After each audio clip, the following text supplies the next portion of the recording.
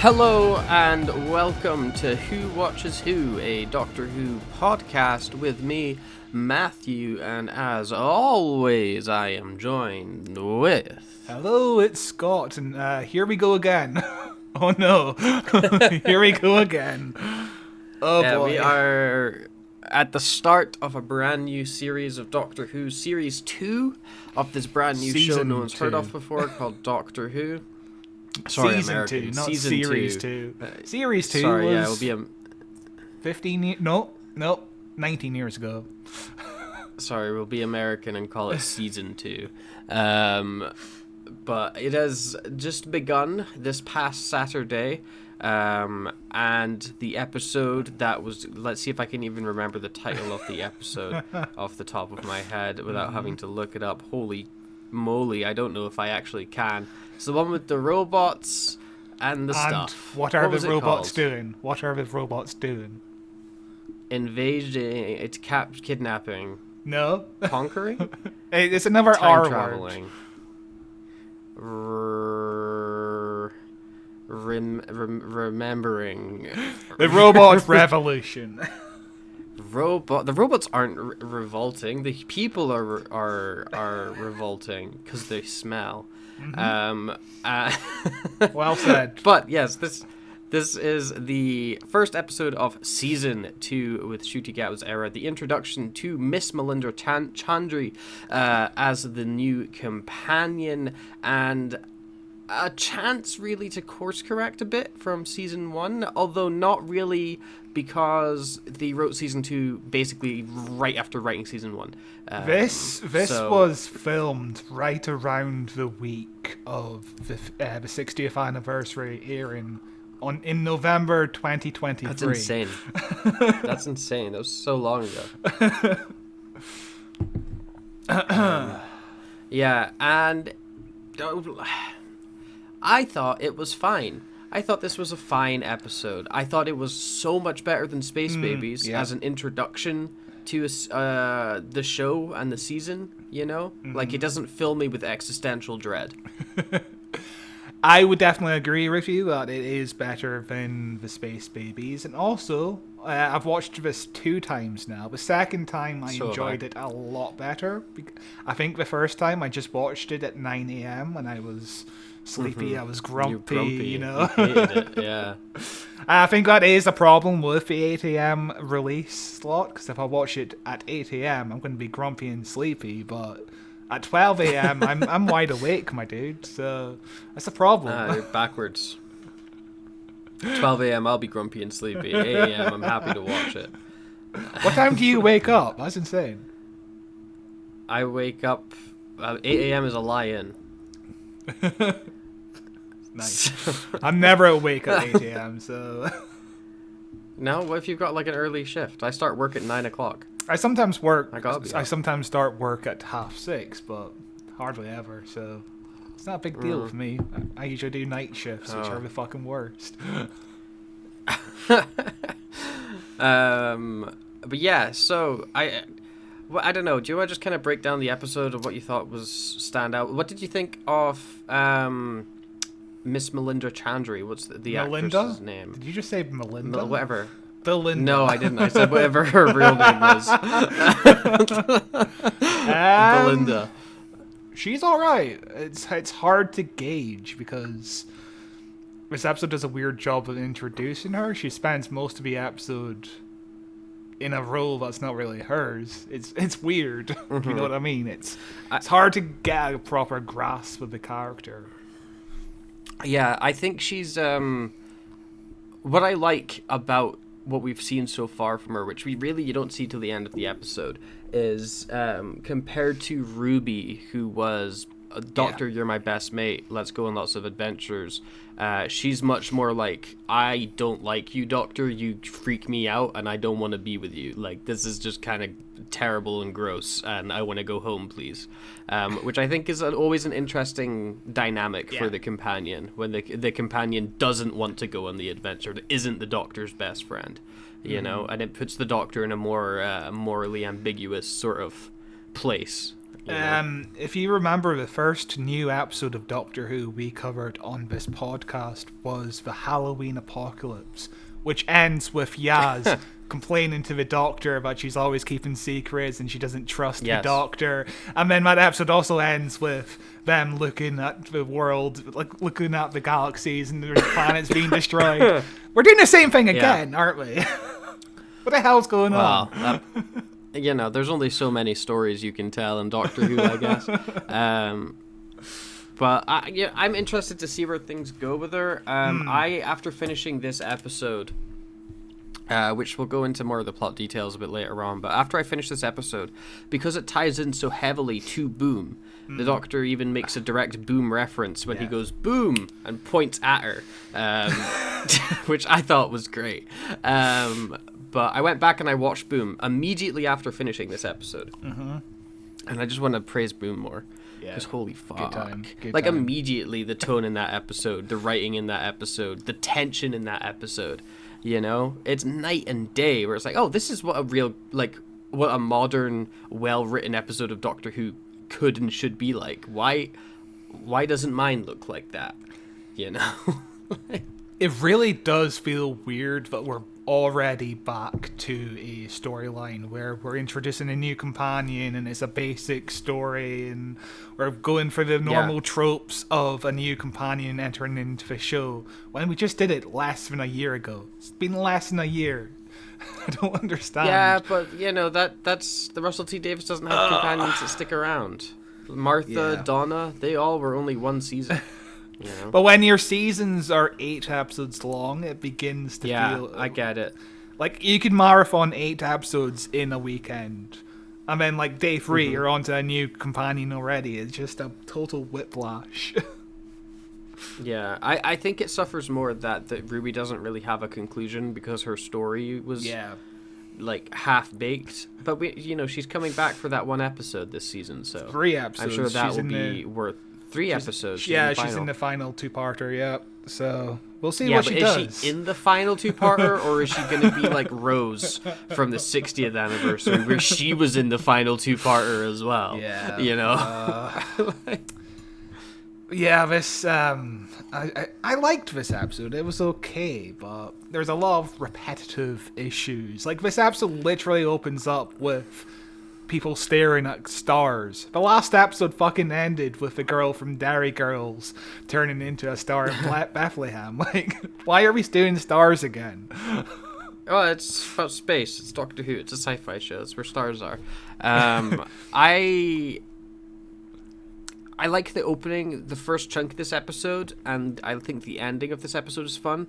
I think it becomes very dull in the middle. Yeah. It does not really hold my attention in the middle, especially when the Doctor's on the whole robot revolution part, and they're like underground in the base, and the Doctor's delivering all this exposition about like, this is where I was during it, and we were traveling back in time through here, and I'd been on the planet for this long doing this, and I was like, I don't care about this. The whole idea of what is it called? Is it the piece of paper with the star's name on it? What do they call it again? The certificate thing. The certificate, the whole idea of a certificate. They have a copy of a certificate that's older, that's been on this planet for a long, long time.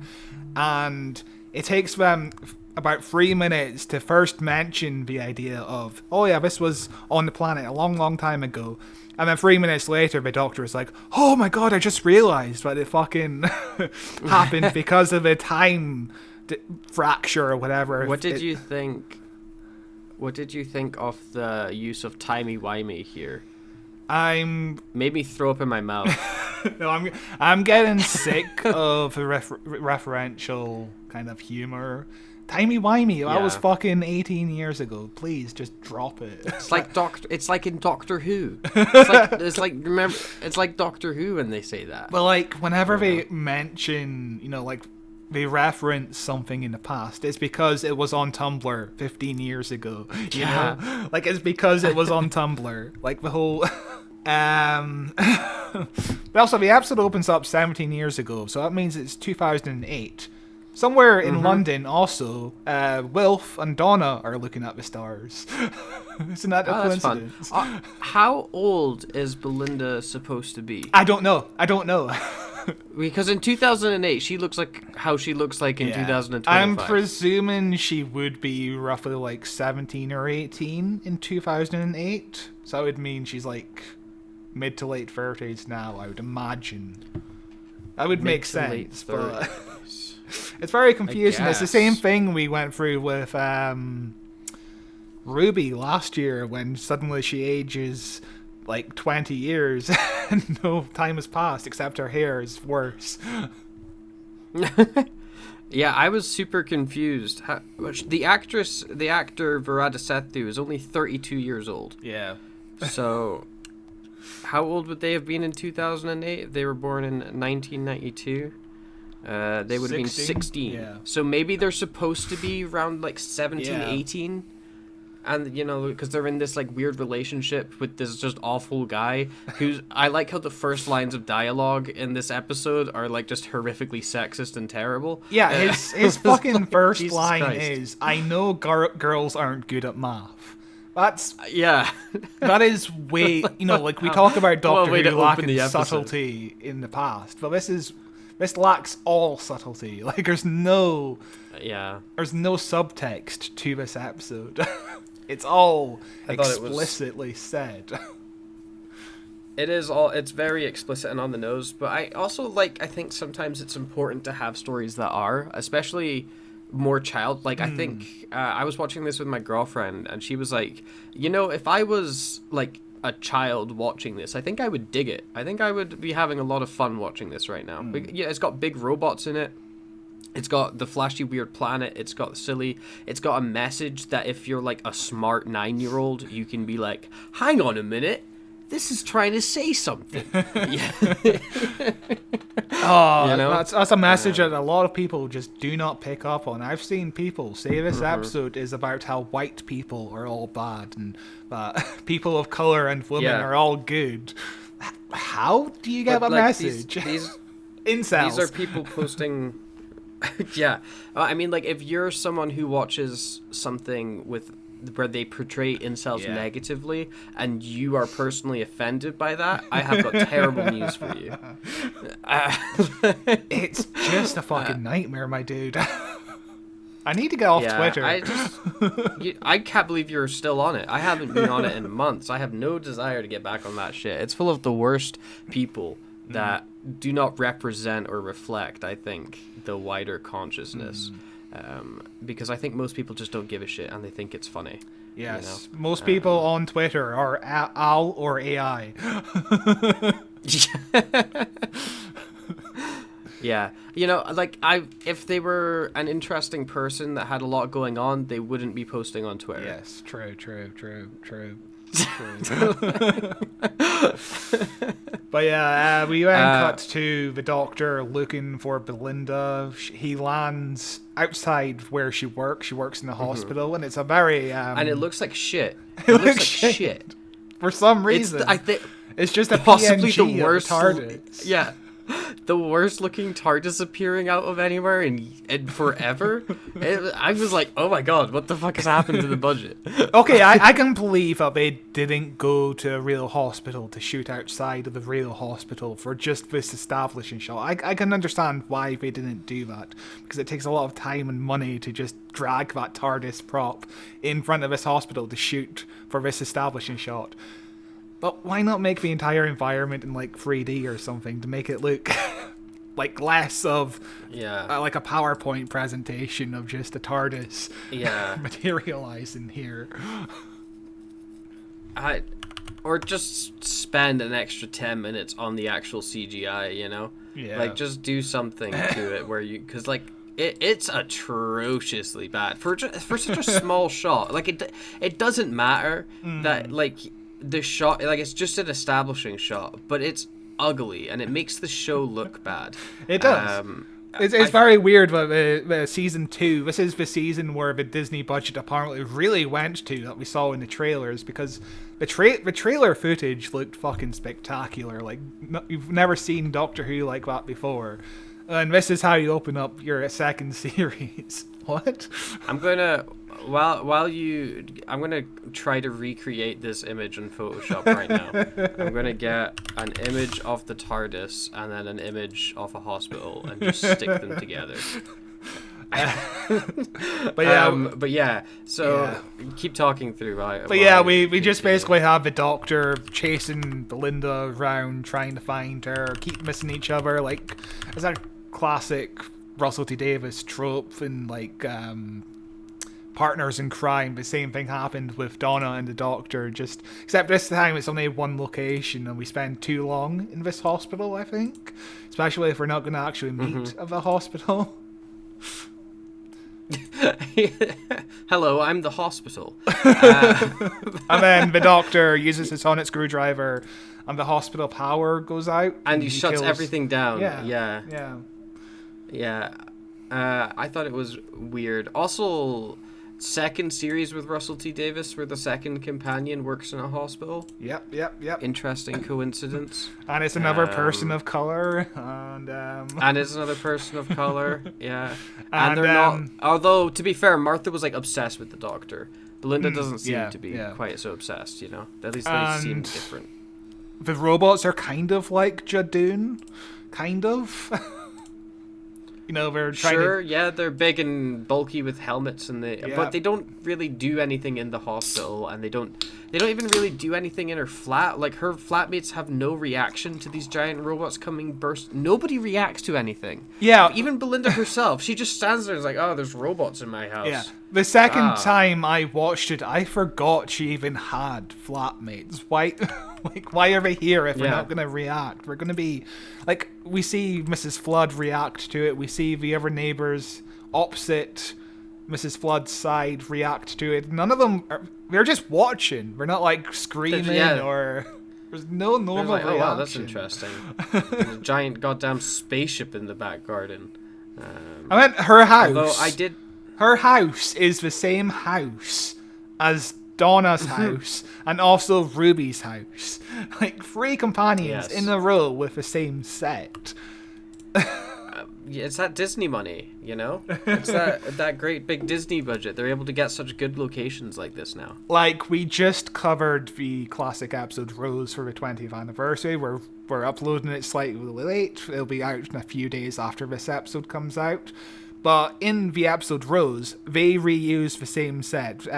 Rose's flat is the same set as Mickey's flat, and they redressed the set, and you would never fucking tell. Here, like, we spent, like, how long looking at that image of David Tennant hiding behind Sylvia? Like, we spent a year looking at that image, creating memes. We're familiar with that set. We know the house back to front at this point. And it's like, let's just use the same set again. Nobody will notice. Okay, hang on. I'm almost ready. Here to...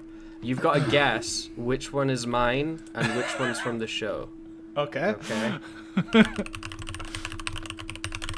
Okay, hang on. Okay.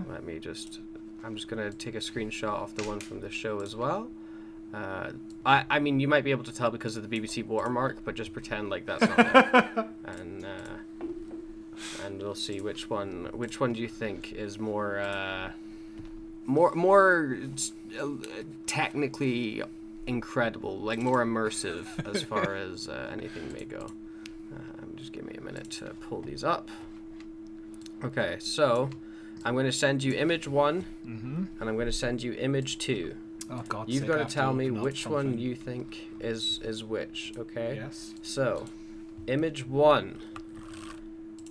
All right, don't make your judgments yet. Whose is that one, okay? Let's find out. And then image 2. I mean, I know which one it is, but I'll pretend I don't. And there's image 2. Which one is from the show? And which one is from 5 minutes on Photoshop? They're the same picture.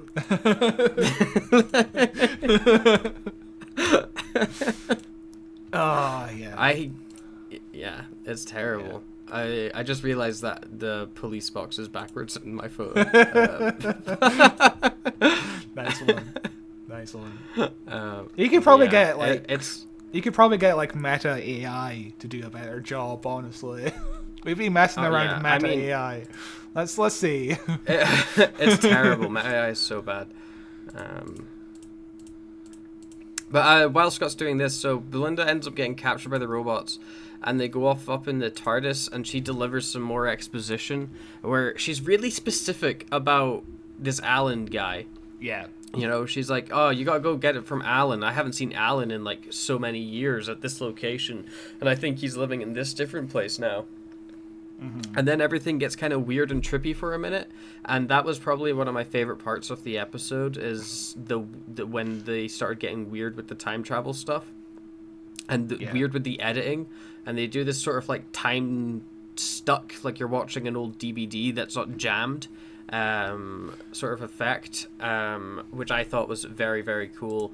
And they land on the planet of Miss Belinda Chandra, where they're told the robots are in charge, and you know, she's the empress or whatever. And this is where the story kind of slows down a bit for me. We get to see the Doctor come in as the history keeper, the historian. Yeah, the historian. Yeah, that's his role. In 6 months, which is bizarre for a person who just entered this planet 6 months ago, who has no records of living on this planet, and suddenly he's the historian after 6 months. Historian. Yeah, he's the guy we trust the most to know the most. Yeah, I made it do the photo. Interesting. It's a floating door. Oh yeah. Wow, the future.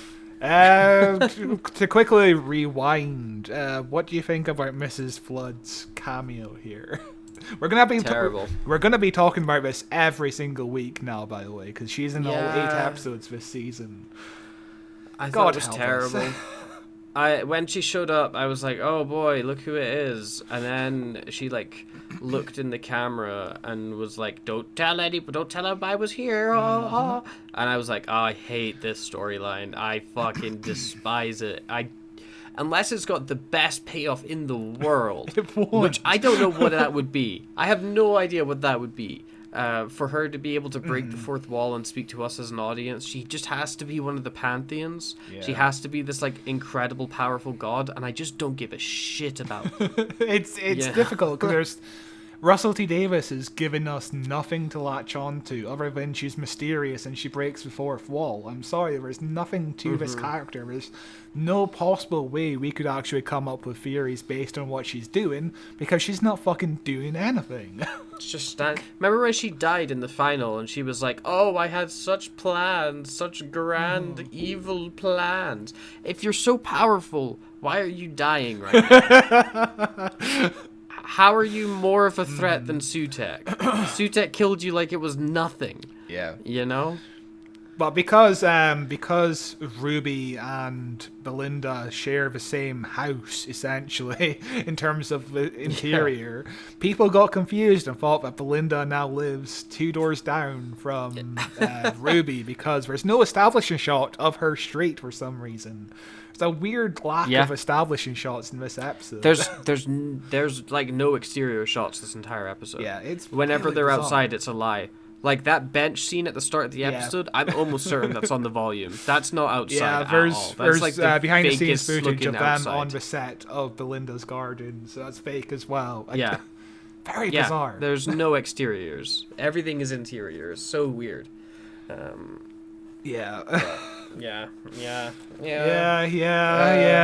It's a good episode. It's hard to talk about because everything's kind of shit. Everything was just kind of blah. It was just kind of blah, blasé. You know, like what was the Doctor's plan for this revolution here? Because it doesn't work. They're like, the revolution's going to start right now, and everyone pulls out their guns and just gets killed by the Daleks, by the robots. They all just get killed by the robots. Like half of them gets killed by the robots, and then they hide underground, and then the robots find them again and kidnap Belinda. No plan to this. He's been here 6 months. No, that's enough for an entire Big Finish series. He's been here for an entire Big Finish series, and he hasn't done anything. Oh, just wait till the audio dramas come out. He will have done lots. And also a whole new companion that gets killed off in this episode. Big Finish are salivating. That's so many stories they can do with the Doctor and this companion. Yes, You know? her name is Sasha55 for some reason, because I guess it's funny if aliens have last names as numbers instead of names. Haha. Sure. Or maybe she's just a big Orphan 55 fan of that iconic episode. But yeah, you could have a character have a limited amount of screen time and give us enough there for us to have an emotional reaction when she dies. If you go back to A Good Man Goes to War, one of the best Matt Smith scenes is him talking to the lady named, I think her name is Jenny or Jenna, who's dying, and she's telling the story of how she met the Doctor before, and the Doctor helped her out of a dangerous situation, and she's dying, and the Doctor has no recollection as to who she is. And you feel the death, and she only has like one line of dialogue, one scene, and you feel the death. Mm-hmm. Here, it's just like, oh, a lady who's not able to be herself fully because she's been listened to by the robots who don't hear every ninth word, but only in like one scene, I guess, because every time they're in a conversation or somebody, they understand every word. There's no words that they don't miss out on. They get the gist. They miss out the last word. They get the gist. You know, they can figure it from context clues. But my question is, when the robots start listening to a conversation between the Doctor and Belinda, where every ninth word is secret code, do they not realize, oh shit, I'm now hearing every single word. I'm not missing anything. This is highly suspicious. Nah, it's best not to worry about it. I thought it was a fun little concept. It was a fun concept, but I'm just watching it thinking, this does not make a lot of sense. And also, when Belinda starts talking, she says the words what and okay. But those don't count towards the 9 words, because the Doctor, after she says what, the Doctor says 8 words, and then the 9th word is another secret code again. So... Is it 9 words total or 9 words individually? I don't know, my dude.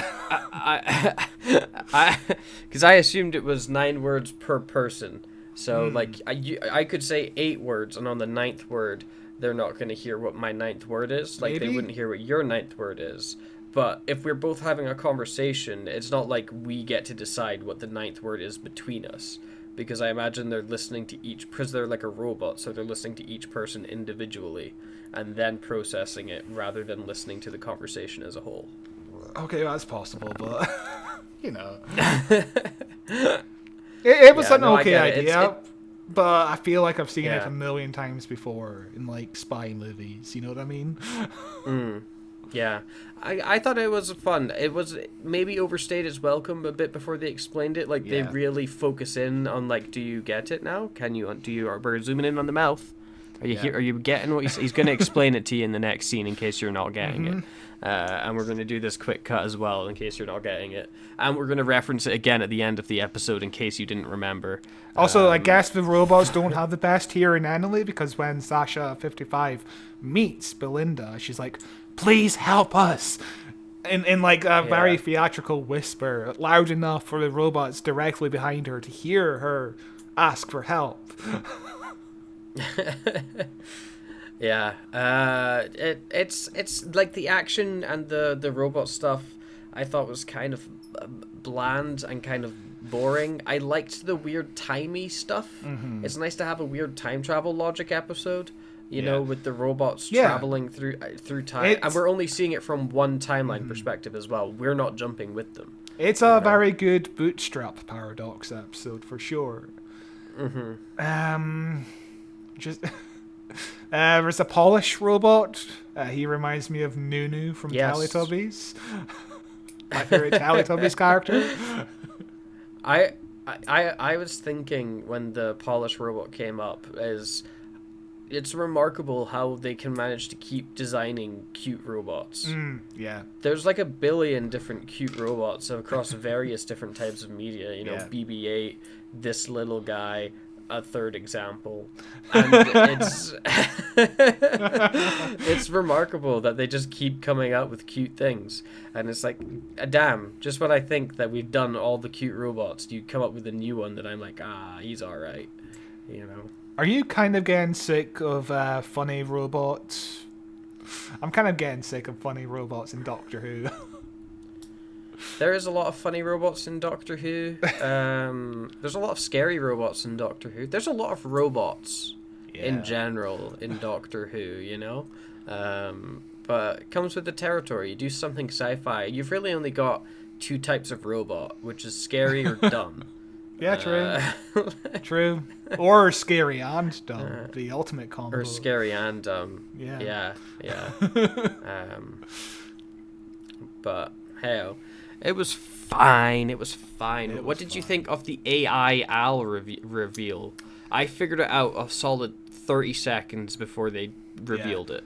It doesn't help that a popular meme going around now is Weird Al, but it's Weird A. L to make it look like Weird AI. Oh, right. Have you not seen that meme? And it's just apparently out of touch. Hold on, I'll see if I can find it. Weird A meme. Never mind, it's a weird thing to Google. But yeah, it's a meme that I've been thinking about every day for like the last year or so. Oh, interesting. Yeah, and it's also a thing we did in Space Jam 2 where the villain of the movie is called Algorithm. Algorithm. Excellent. Terrible movie. Fucking terrible movie. I would expect nothing less. I was... When Al showed up, for the briefest, maybe like 3 seconds, not even that, in my mind's eye, I was like, oh my god, it's Tooth Guy from Jodie's era. He's back. Tim Shaw or something. Tim Shaw. I was like, holy shit, Tim Shaw's here.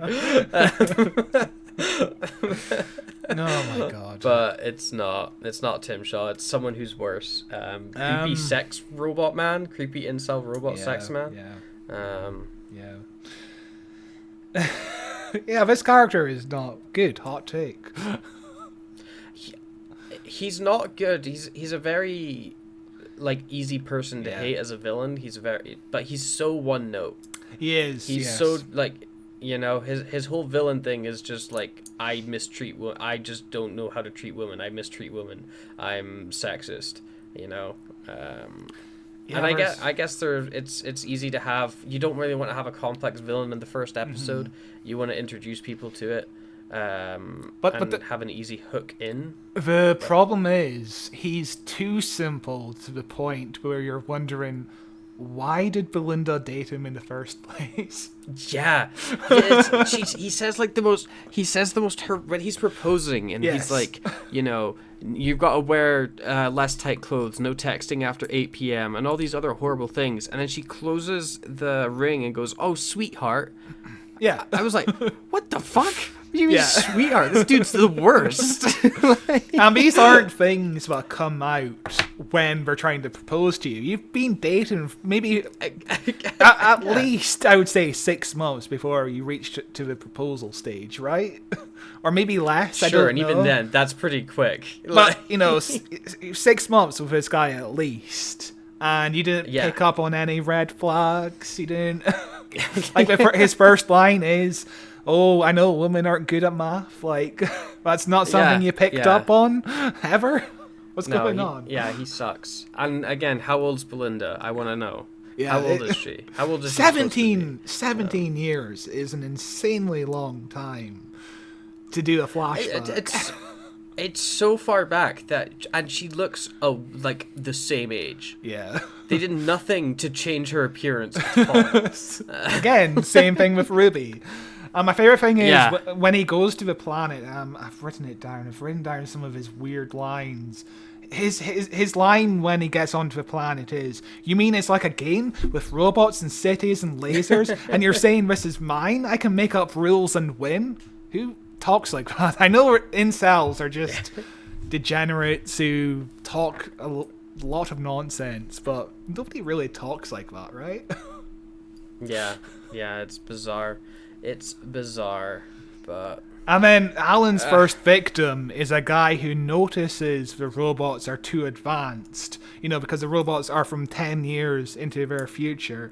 And the guy is like, this robot technology seems in advance of ours by a good 10 years.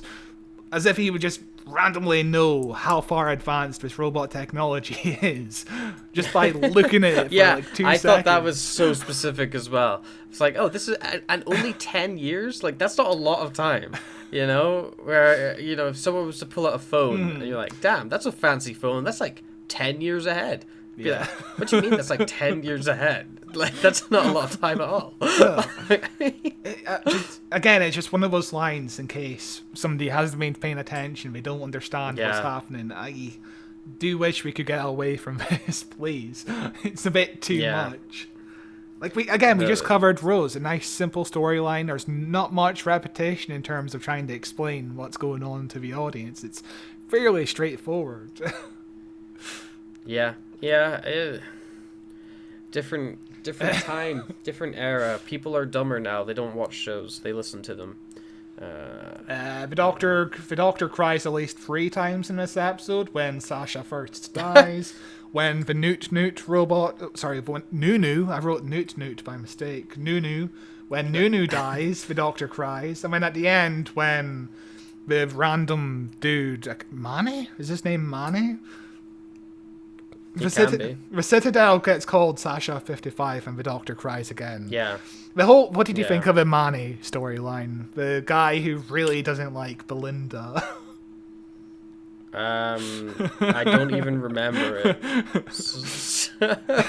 Yes, exactly. That's the impact that it had. So he's like a big buff man who gets angry at Belinda because of Sasha's death, and Belinda's like, it's not my fault, and the man is like, is that an order from the Queen? You're as bad as the robots. Yeah, okay. And then 3 minutes later, the underground base is under attack, and he says, this is all your fault, Queen Belinda. Like, he does nothing apart from get angry at Belinda. He's just a trope. Yeah. But I don't mind tropes, but it's a trope I've seen a million times before, and you've done nothing new with his character. There's no development for this character. I think what's striking me so far, as like the opening to a season goes, is it feels uninspired. This doesn't feel like we're doing anything new. Yeah. This feels like we're going over the same stuff we've gone over. It doesn't feel like there's any interesting character things going on. There's no real big... Like, the Belinda mystery feels like a mystery we've already seen. Yeah. The plot for this episode feels like it could plug into any other episode, any other season of Doctor Who in, like, the middle of the season and be, like, a forgettable, okay episode. Yeah. It doesn't feel like this justifies a new season. We have this great new idea that we want to explore, this new character beat, this new arc, and maybe I'll change my tone by the time the final comes around. Yeah. But this is not a great hook. This feels roughly on the same level of quality as New Earth, which is a fucking ridiculous episode. But when you watch New Earth, you're like, okay, that one wasn't as good, but at least we got 12 more episodes to go. Now we've only got 7 more episodes to go. One of them was wasted on the robot revolution, which is fine, but you kind of want every episode to be a banger when a season is this short.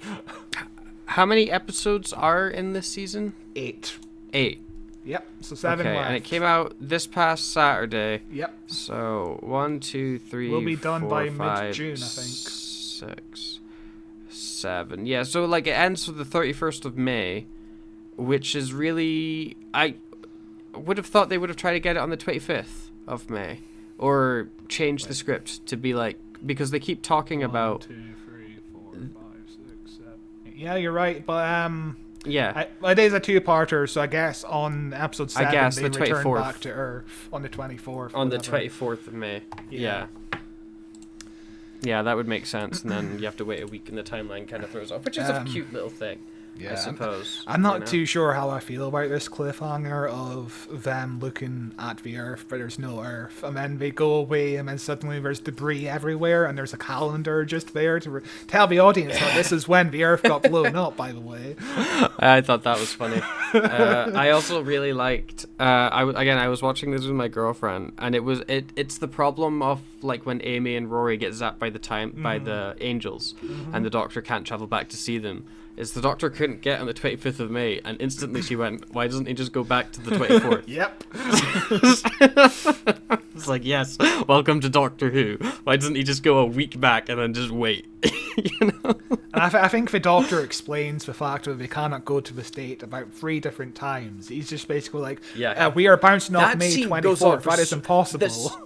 The scene where he's pulling down the lever in the TARDIS, it goes on forever. He keeps trying and trying and trying and trying. It's like, okay, I get that it's not working. Can we keep going, please? Yeah, and we kind of talked about this before, but I don't really like the whole coincidence storyline we're trying to do with Belinda being related to Monday. I just think Doctor Who fucking reuses actors every fucking 3 episodes at least. Who cares if this one's just reused again? I don't care. I guess. It depends on if they had a plan for it to begin with. They didn't, because when Boom was being filmed or whatever, you know, Russell had already conceived of the idea of Belinda, so. And then watching Boom, he's like, "That's a perfect Belinda." So he had her planned already. He had a season planned already. And then suddenly he tries to shoehorn the whole coincidence angle of her being related to Monday, which, again, I don't care about companions with mysteries. I just do not care. Well, I mean, they did it with the Doctor. The only one they didn't do it with is Karen Gillan. Yeah. Because she showed up. I guess she is part of a mystery. Oh yeah, the whole, I know what you mean now, sorry. Yeah, she's in Fires of Pompeii. Yeah. My mind's just fractured, really. I'm still trying to figure out what the fuck is going on in terms of how far the quality has dropped, because it is noticeable, and it is hard to put your tongue on what's happening. Yeah. Yeah, no, it's so bad. I was talking about it with a colleague who said that he couldn't finish this past season 1 of Ncuti's era, but he had managed to finish all of Jodie's stuff. But the Ncuti stuff was just that he just couldn't get through it. I think he maybe got Space Babies and gave up. Don't blame him. Fair. Yeah. Speaking of, and I was talking with them. Yeah. Speaking of Space Babies, sorry. Carry on your story. I was talking to him about what's changed in Doctor Who and what's going on that it doesn't feel like Doctor Who, and his one is just like the writing is bad. The character, there's no conflict. The Doctor's too soft with everybody, and he's like, I like Tom Baker's Doctor. He'd go around and like stare at, and he's like, and I like Capaldi's one. You know, like he'd look at people like they were ants, and he'd like there's an edge to him. And you know, in the new season, everyone's just lovey-dovey, and I'm like, okay, yeah, I kind of get that. I do like the darker turn for the Doctor towards the end of the episode, but yes, we're not going to continue with it, are we? It's just going to be a one-off scene, like the whole scene at the end of Halloween Apocalypse, where Jodie and Mandip are just yowling on the streets. It's going to be the same thing. There's going to be no resolution to this conflict here. I kind of liked when Belinda called out the Doctor with the line like, "Oh, is that the line you say to all of the girls?" And the Doctor just gives this creepy laugh. And he's just like, "Oh, and I was like, fuck, that's gross, man." You just don't have any defense. Were they kind of trying to turn him into an incel at the end of the episode? It kind of feels that way, you know. Like it feels like the Doctor is giving a chat up line, kind of. Yeah. He's trying to get her, you know. Yeah. But yeah, it's pretty. it was interesting. And again, I liked the companion calling the Doctor out, saying he was wrong for doing something and getting mad at him for doing it. You know. But is it going to continue? We'll see. We'll see. If there's some strong characterization to Belinda, I think she's maybe too accepting of the shenanigans. You know, but you got to keep the episode moving. You can't spend the entire episode being like, "What the fuck do you mean any of this is real?" Give me like 5 minutes to process this. Yeah, you know? This is definitely the most conflicts we've had in a Doctor Who episode for a while between the Doctor and somebody else, which is nice. Oh yeah. Fingers crossed it stays like this. And the whole psychedelic sequence towards the end when Belinda. Oh yeah, I loved that. That scene was fucking sick. That was so cool. I want more stuff like get experimental, get weird. Yeah, get weird. Classic Who was weird all the fucking time. Like, I love the Wild Blue Yonder because of how fucking weird it gets with David Tennant running after Catherine Tate with his head between his legs. That's like the peak Russell T Davies 2 era moment so far. David Tennant with his head between his legs. Iconic.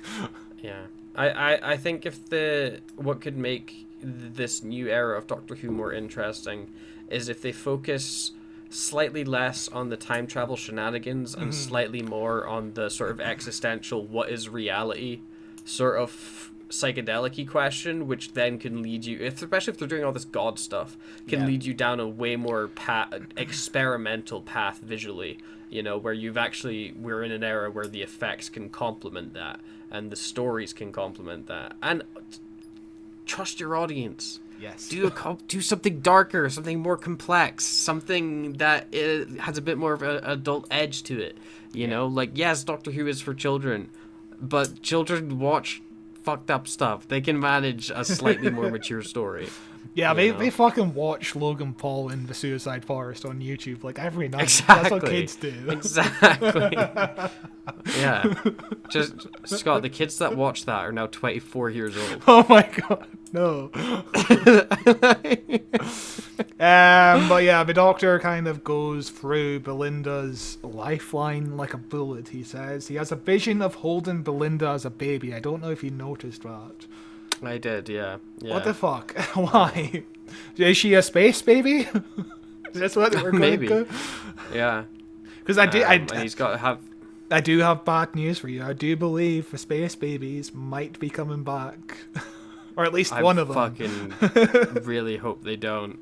Because there is a leaked photograph of Ncuti Gatwa in a park or something, and he's interacting with a baby from the space babies. So I don't know Maybe they're what just using is. a body double.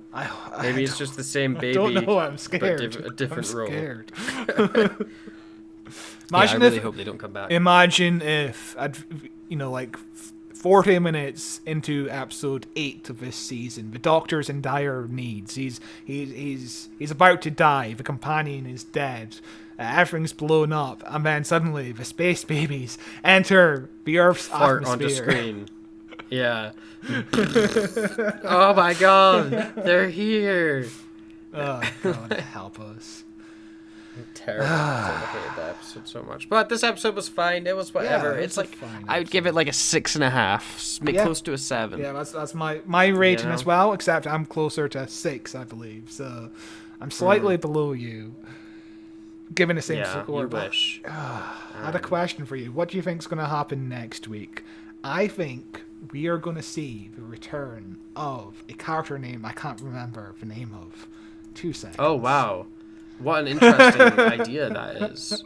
You think the character name is going to return? I think the secret villain next week is going to be Chloe Webster.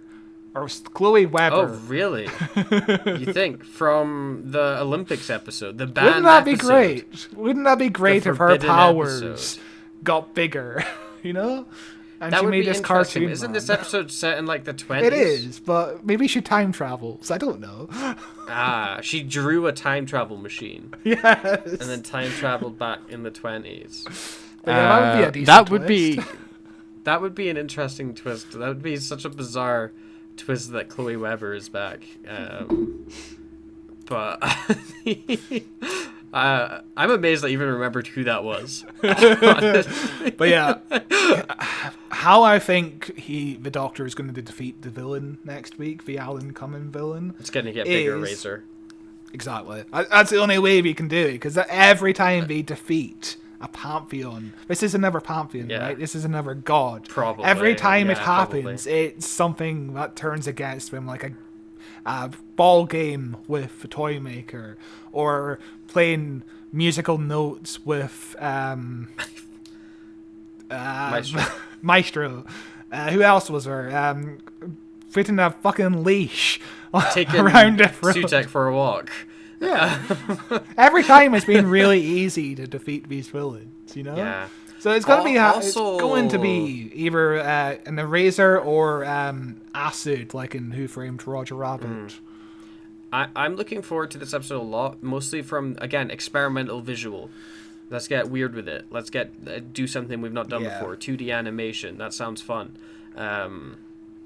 I am cautious that it's episode 2 in the season. I was expecting this to be much later in the season, this episode. But also it's kind of mirroring season 1 again. The kind of easy, silly first episode and then God episode in the next one. You know? Which isn't a format I'm really liking. Also, episode 4 what was episode 4 last season? Episode 4 last season was 73 yards. And then we're doing another Ruby solo episode in episode 4 this season as well. So episode 3, whatever episode 3 is, going to be a banger. It's going to be incredible. 3? I don't know. But episode 3 in last season was boom. Season 2, 2025. Episode 3. I fucking wish it was easier to fucking Google shit. Jesus Christ. No, Google's a bad website. It doesn't work now. Episode 3 is The Well, which I believe people are speculating it might be a sequel to Midnight. That's the speculation at the moment. I'm not too sure about it.